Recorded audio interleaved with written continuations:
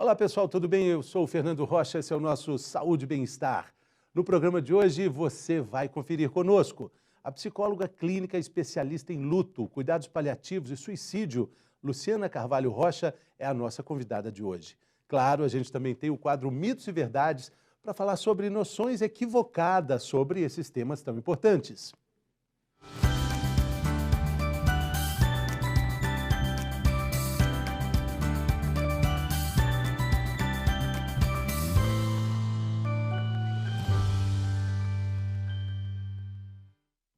Cuidados paliativos, você já deve ter ouvido essa expressão. Isso começa, na verdade, a origem da expressão é na Idade Média, no meio das cruzadas, essas famosas cruzadas. E aí pontos de apoio acolhiam mulheres grávidas, enfermos, pessoas com sofrimento, pessoas vulneráveis. Esses centros não tratavam da doença especificamente, cuidavam do indivíduo, da família, de uma forma ampla, dava conforto, sustentação. A história da humanidade, desde então, caminhou passos largos de lá para cá. E mesmo assim, com muita civilização envolvida em tudo isso, os seres humanos ainda têm certa dificuldade em lidar com esses aspectos das realidades que envolvem o adoecimento, a chegada do fim. E é para falar sobre esse assunto, para falar sobre luto, para falar também sobre suicídio, esses temas espinhosos, mas tão necessários, a gente tem aqui no estúdio uma grande especialista, uma estudiosa no assunto, a psicóloga clínica, que especialista em luto, cuidados paliativos e suicídio, a Luciana Carvalho Rocha. Seja muito bem-vinda, Luciana, tudo bem? Tudo bem, Fernando. Obrigada pelo convite. Alegria nossa, uma honra ter você aqui conosco. Você está lançando um livro sobre o tema agora no mês de agosto. Isso. Em agosto eu vou lançar um livro, né, que vai abordar o tema suicídio, assim como luto, né, e está um livro lindo. Muito recomendo, bacana. Inclusive para a gente quebrar o tabu, né, e falar sobre alguns mitos e algumas ideias, muitas ideias erradas que a gente tem sobre suicídio. E principalmente falar sobre isso, porque além das ideias erradas, existe um paradigma aí da gente não falar sobre isso, que é algo que não se fala. Isso. Eu acho que até como a imprensa, eu como representante da imprensa, parte da imprensa, até me culpo também, porque existe uma ideia disseminada de que o suicídio ele não é divulgado. Acho que aí existem até parâmetros interessantes para a gente abordar sobre esse assunto, mas além de não ser divulgado, ele também não é comentado, falado, discutido. Isso. A gente tem uma deficiência muito grande aí, um vazio muito grande nesse assunto. Né? Muito. E, na verdade, isso só piora a situação e muito. Né? Porque a única forma que a gente tem de trabalhar alguma coisa é falando, é fazendo o que a gente chama de psicoeducação, né? Sabendo como que a gente deve lidar, né, com pessoas, por exemplo, que têm algum tipo de pensamento ou ideação suicida, e como é que a gente vai trabalhar uma prevenção ou vai perceber possíveis sinais se ninguém fala sobre o tema. Não tem né? jeito. É impossível. Impossível. E aí, por exemplo, dentro do jornalismo, na TV, né, outros meios de comunicação, tem essa ideia errada também de que não se pode divulgar, não se pode falar, e não tem nada disso. Na verdade, assim, pode-se falar, deve-se falar, mas tem a maneira correta de se fazer. Inclusive porque, falando-se sobre isso, né, e até divulgando, né, alguma morte por suicídio, que infelizmente, né, a gente tem no Brasil hoje, por ano, aproximadamente 13 mil, né, 14 mil mortes, e a gente sabe que isso é muito maior porque é subnotificado, mas se a gente fala sobre isso, a gente tem como trabalhar de forma a mostrar quais seriam os fatores, né, porque o suicídio é multifatorial, que pode levar uma pessoa a tirar a própria vida. E antecipar esses sinais, né? E perceber tudo isso. Isso. Né? Perceber os gatilhos que levam a essa triste estatística que a gente está falando sobre ela. Né? Isso. O programa vai falar de coisas tristes hoje, mas elas são necessárias para a gente entender a vida, porque a vida não é só a felicidade, a alegria. Aliás, a alegria ela precisa ser valorizada justamente porque existem esses hiatos que são cinzas, que são tristes, que são nublados. A gente atravessa uma pandemia que tem todos esses aspectos de tristeza, de pouco entendimento e que levam a essa condição nossa natural do ser humano, né? Um desses aspectos é o cuidado paliativo. Sim. Cuidado paliativo muito associado ao fim, a algo que tem que ser feito ali quando não há nada mais para ser feito, mas a gente também vai tentar desmistificar um pouco dessa ideia que está disseminada sobre o que é esse cuidado paliativo, né, Luciana? Pois é, os cuidados paliativos, né, eles são tratamentos, né, multidisciplinares que vão estar visando a qualidade de vida do paciente. Então, por exemplo, a gente atende pacientes que têm doenças graves, né, que ameaçam a continuidade de vida. Muitas vezes o câncer, que é o que as pessoas mais associam aos cuidados paliativos, mas a gente tem pessoas que vivem 10, 15 anos, né? E é o que eu sempre digo, eu falo, gente, por exemplo, lá no meu consultório, já aconteceu, não foi só uma vez, várias vezes de eu estar atendendo um paciente que está em cuidados paliativos e que, vamos dizer, o parceiro, a parceira, ou a mãe, ou o filho, absolutamente saudável, morre primeiro do que essa pessoa, né? Por uma fatalidade, por Covid. Então, assim, a gente precisa também desmistificar os cuidados paliativos, porque as pessoas, a comunidade, só tem a ganhar com isso. Sim, claro. Né? Porque a gente avalia, né? Os cuidados paliativos, o mais legal é o seguinte, a gente não olha apenas para a parte física. Né? A gente tem a dor física, é lógico, ela é a primeira que tem que ser aliviada, porque se a pessoa tem dor física, ela não consegue olhar para mais nada, né? A dor física tem que ser aliviada. Agora, a gente vai olhar também para outras dimensões, que seria a dor emocional, a dor espiritual, a dor familiar e a dor social. E os cuidados, eles não são apenas para o paciente, eles são para os familiares e, inclusive, né, após a partida dessa pessoa, os cuidados continuam com os familiares. Exatamente. E isso que você disse, né, que às vezes as pessoas acabam partindo antes do que o próprio paciente que está no cuidado paliativo, existe também uma pouca atenção que é dada aos cuidadores. Sim. Os cuidadores que estão ali nessa intensidade, vivendo essa emoção ali da partida, da possibilidade de uma partida a qualquer hora, e às vezes eles acabam indo até antes, ou adoecem antes, né? Os cuidadores são também muito vulneráveis, né? São. Eles têm que ser cuidados, né? A gente sempre fala, cuidando de quem cuida. Então, é importantíssimo que essas pessoas também estejam se cuidando, também estejam, né, tendo esses cuidados paliativos de uma equipe multiprofissional, né? Então, assim, dentro dos cuidados paliativos, a gente não tem aquela obstinação, né, terapêutica, médica, que tipo assim, a pessoa tem que viver e fazer tudo o que tem de disponível a qualquer custo. Não. Nós vamos utilizar de todos os recursos, sim, que a medicina oferece, mas desde que seja benéfico para o paciente. Então, assim, a gente tem que avaliar quais são os benefícios disso.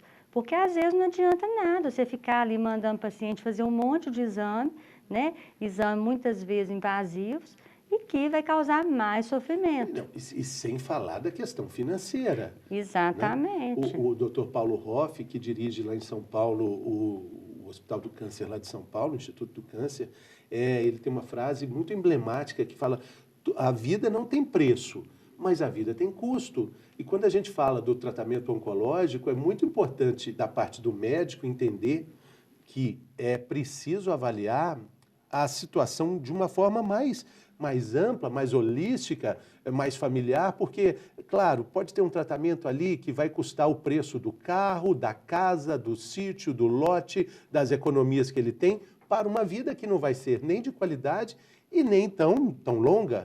Isso. Aí que entra esse entendimento. Isso. E uma coisa terrível que a gente vê muito em hospital é o seguinte: o paciente está lá, né, numa situação, por exemplo, já muito vulnerável, e aí o médico pergunta: você quer que faça tudo? Né? Você quer que faça tudo que a gente tem, que é possível? Aí, quer dizer, pega o familiar que está fragilizado, aí tudo o quê? Ele tem que acompanhar o processo. O que é tudo? É o que é tudo, só que não é na hora super crítica ali que vai ser decidido. Por isso que os cuidados paliativos são importantes, porque isso vai sendo desenvolvido, né, ao longo do processo, para saber que tudo é esse, quais são as possibilidades lá na frente ou mais próximo, se for o caso, que o paciente tem, para ele poder fazer a sua escolha, porque o paciente ele é ativo, ele tem direito de escolha, ele e os familiares. E, infelizmente, né, no Brasil, principalmente, porque a gente está muito atrasado ainda nesse sentido, as pessoas acham que quem decide é o médico. Tipo assim, não, eles é que sabem. Não é, gente. Tem que pegar, vocês têm o direito, o paciente e o familiar têm direito de saber o que é que vai ser feito, quais as opções e escolher. Porque nem tudo que tem disponível significa que vai ser bom. Né? Então, assim, a gente acaba vendo muito sofrimento desnecessário. E que muitas vezes, e isso é fato, né? Assim, a gente vê que paciente em cuidado paliativo, ele vive mais do que o paciente que não está em cuidados paliativos. E qual que é essa linha tênue aí que inicia o cuidado paliativo? Eu estou te perguntando isso, até também fazendo uma provocação dentro desse universo da medicina mais individualizada, que é muito necessária para a nossa vida atual, né? Muitas pessoas falam que o encaminhamento geriátrico ele começa muito antes da dita velhice chegar, né? É cada vez mais antecipado, a recomendação é mais antecipada da ida a um consultório de um geriatra. Quando a gente fala de cuidados paliativos, a gente também pode falar de uma antecipação de cuidado com a própria vida, já que o paliativo como a senhora bem definiu aqui antes da gente gravar, é um manto, é uma proteção, é um carinho, é um cuidado, é um afago. Isso não é necessário para a vida toda? Não, com certeza, né? Porque o paliar, ele é isso, né? Assim, é esse cuidado, né? É como se fosse assim, vamos dizer, acolher a pessoa, né? Num manto, aquela coisa assim, quentinha, gostosinha, né? Não é à toa que eu estou com isso aqui, que é quentinho. Mas, assim, os cuidados paliativos, né? Quando é que a gente deve iniciar? Isso que eu falei, o limite, quando é que ele começa? Isso. O paciente, a partir do momento que ele é diagnosticado com uma doença, né? Que ameaça a continuidade de vida, mas quando eu digo isso, é o quê? Não significa que ameaça a continuidade de vida, assim, não tem que ser um câncer, né? Porque eu estou falando que o câncer é o que as pessoas mais associam. Não, o câncer é uma das coisas. Mas, assim, fui diagnosticado com uma diabetes, entendeu? Ou então com um problema pulmonar, né? Uma fibrose, por exemplo. A partir desse diagnóstico, o paciente, ele pode e deve buscar os cuidados paliativos. Por quê? Ele vai estar utilizando, como eu disse, de todos os recursos da medicina, né? Desde que sejam benéficos para o paciente, mas ele já começa, né, a ter uma equipe ali para olhar para o paciente e para a família num todo. Porque dessa forma, ele vai estar, né, em mais condições de escolher que tipo de tratamento que ele quer, que tipo de tratamento que ele não quer, né? Com lucidez. Com lucidez, que isso é importantíssimo. E aí, a chance, inclusive, né, desse paciente, quer dizer, a chance não, eu já falo que é com certeza, a qualidade de vida que ele vai ter frente, é óbvio que qualquer doença traz sofrimento, não vamos florear, traz sofrimento, só que acontece que esse sofrimento vai ser cuidado, e vai ser cuidado, como eu disse, na sua totalidade, né? Então, nós vamos olhar para a família, para o cuidador, para o lado psicológico, né? Para o lado social, como é que é essa rede de apoio, né? Para o lado espiritual, se a pessoa tem ou não uma espiritualidade, se isso é importante, o lado familiar, como que a família, né? Ela lida com isso, porque isso influencia muito, porque tem muito aquela coisa assim, o não dito. Então, o paciente fica ali com medo de falar coisas para a família também com receio de falar. Sabe aquela coisa assim, todo mundo sabe, mas não fala, né? Não pergunta, não posso chorar na frente do fulano. Gente, não só pode como deve, porque vocês estão no mesmo barco, né? Então, assim, você poder falar com clareza, estampar ali, né, o que vocês estão sentindo, quais são os medos, os receios, isso é importantíssimo. Exatamente. E entender tudo isso esbarra nessa questão que a senhora disse aí agora. Não, ninguém fala porque não é um assunto que é falável, não é um assunto aceitável, definitivamente não é agradável. Mas sobre isso, como é que a senhora acha que é ideal lidar? Tem que saber tudo? É importante que todo mundo saiba tudo? Quais são os limites, para onde está caminhando aquela evolução da doença? E quais são os sinais que indicam o fim exatamente? Ou é melhor não saber? Eu e quem trabalha com cuidados paliativos, né, eu acredito que seja importante saber, né? Eu sempre faço a seguinte pergunta, então eu vou te fazer aqui, né? Se você fosse diagnosticado amanhã, né, com uma doença incurável que ameaça a sua continuidade de vida, e te fosse dado um tempo, suponhamos, de 1 ano de vida, né? Você gostaria de saber, para você fazer as suas escolhas, como que você quer viver esse último ano, ou você preferia não saber? Com qualidade? Ia viver 1 ano com qualidade? Com qualidade. Poderia ver o Cruzeiro na Série A? Claro.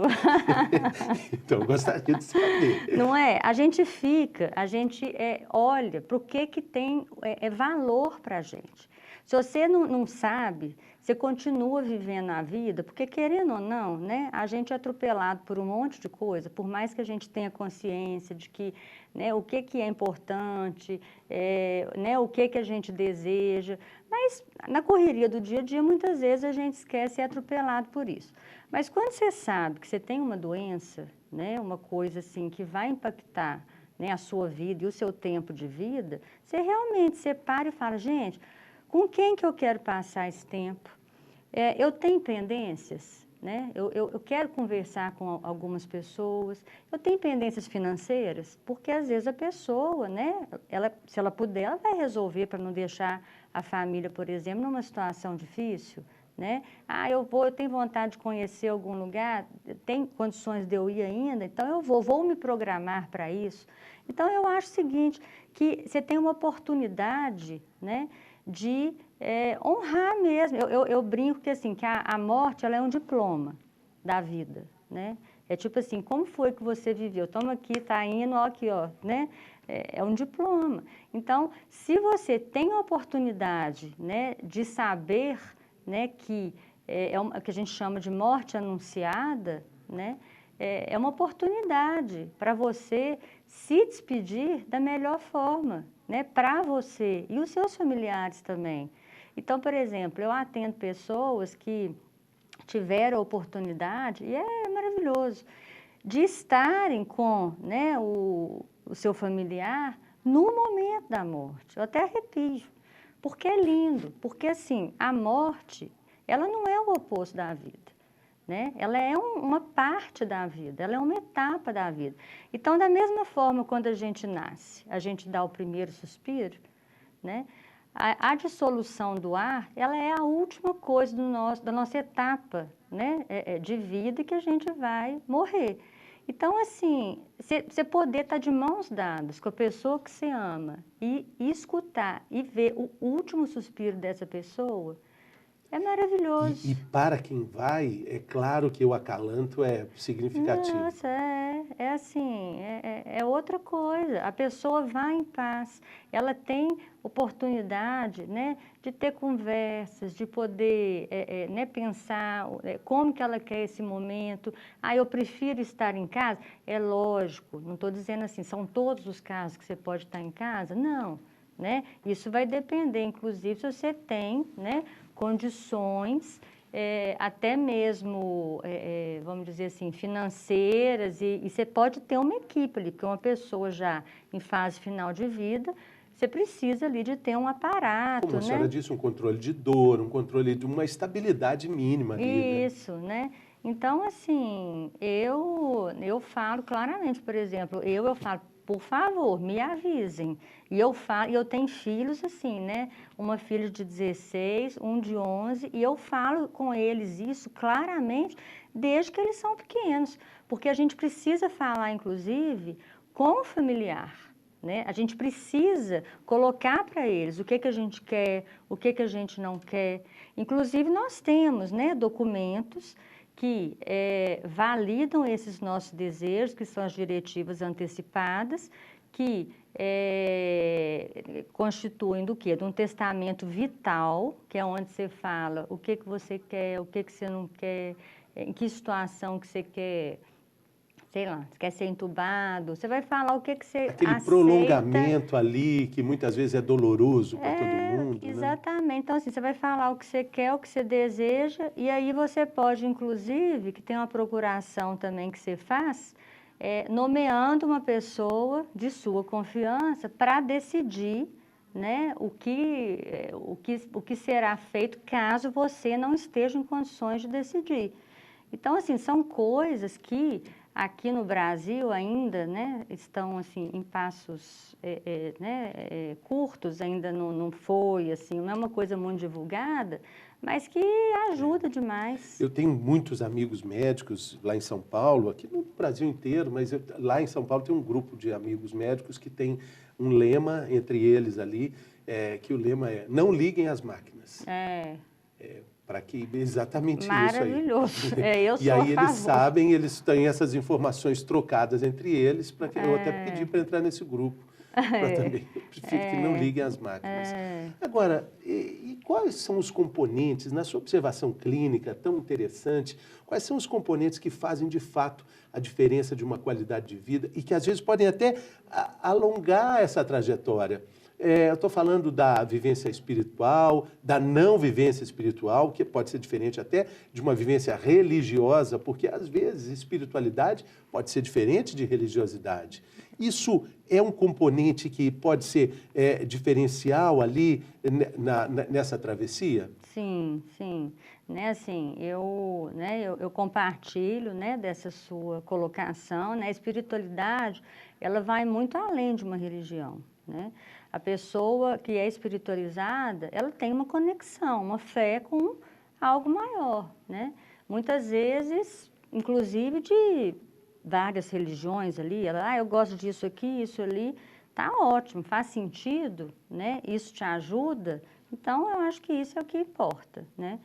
Então, se a gente consegue, né, por exemplo, às vezes um paciente que não é muito espiritualizado, você começa às vezes a conversar com ele, né, questionar algumas coisas, e aí você vai ver, ele tem uma espiritualidade, nem sabia, né? E isso ajuda no processo, porque aí ele começa a se conectar consigo mesmo, porque nada mais, né? A espiritualidade é uma conexão da gente com a gente mesmo, com a nossa força, né, interior, e acreditando em algo maior.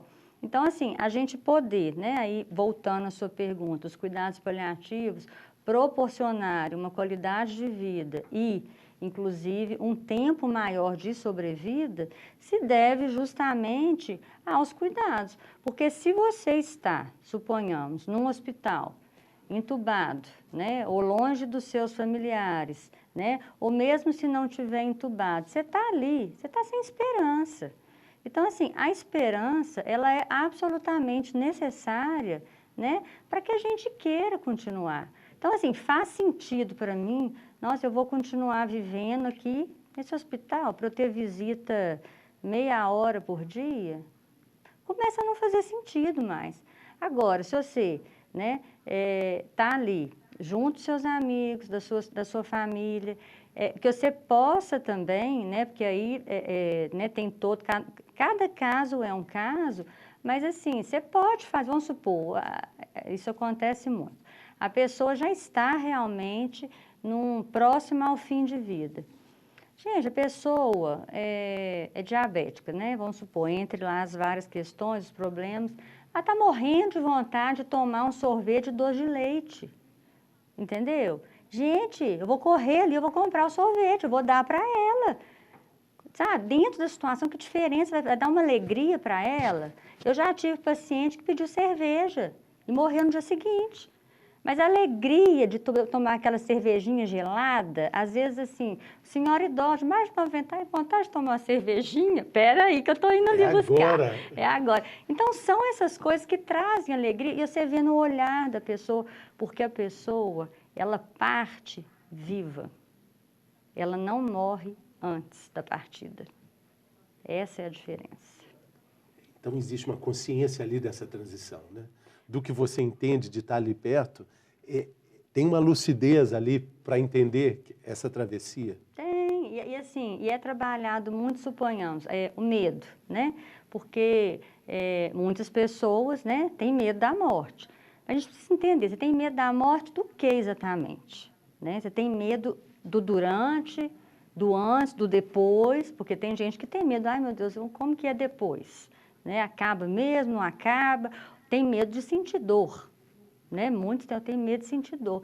Não, você não vai sentir dor, porque por exemplo, é um preconceito que tem no Brasil muito grande, e aí, assim, eu não sou médica, não vou saber falar a questão de dosagens e tal, cada caso é um caso, mas, por exemplo, utilização de morfina, né? Aqui no Brasil é super subutilizado.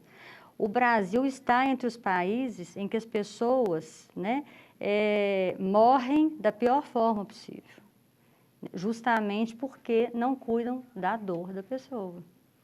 E começa não se cuidando da dor física.